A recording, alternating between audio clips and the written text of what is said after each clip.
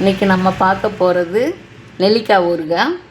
நெல்லிக்காய் ஒரு 15 எடுத்திருக்கேன் பாருங்க. வரமிளகாய், சீரகம், வெந்தயம், கடுகு எல்லாம் ஒவ்வொரு ஸ்பூன் எடுத்திருக்கேன். உப்பு, பெருங்காயம், எண்ணெய், இவ்வளோதாங்க இதுக்கு தேவையான பொருட்கள். இப்போ எப்படி செய்கிறதுன்னு பார்க்கலாம். இப்போ மிதமான தீயில் இதெல்லாம் வறுத்தரலாங்க. எண்ணெயெல்லாம் வேண்டியதில்லை. அப்படியே இதெல்லாம் பொரியிற வரைக்கும் வறுக்கணுங்க. வறுத்துட்டு ஆற வச்சு பொடி பண்ணிட்டு வந்துடலாம்.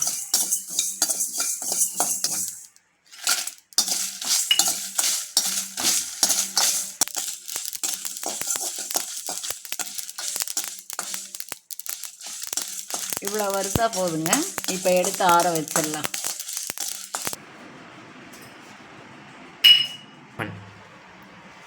இப்போ எண்ணெய் இதுக்கு கொஞ்சம் அதிகமாக தேவைப்படுங்க. ஒரு 100 எண்ணெய் ஊற்றிக்கலாம். இப்போ நெல்லிக்காவை கழுவி தொடச்சி வச்சுருக்கேன். இப்போ எண்ணெய் காஞ்சதும் இதை போட்டு வதக்கலாம்.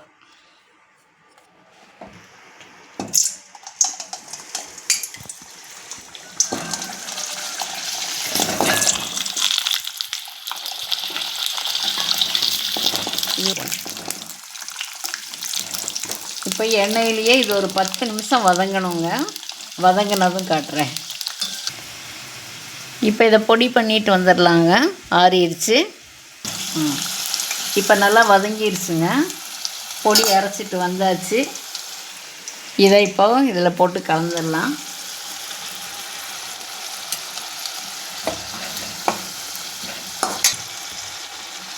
உப்பு ஒரு 1.5 ஸ்பூன் போட்டுக்கிறேங்க. இந்த அளவில் பெருங்காயம் போட்டுக்கிறேன்.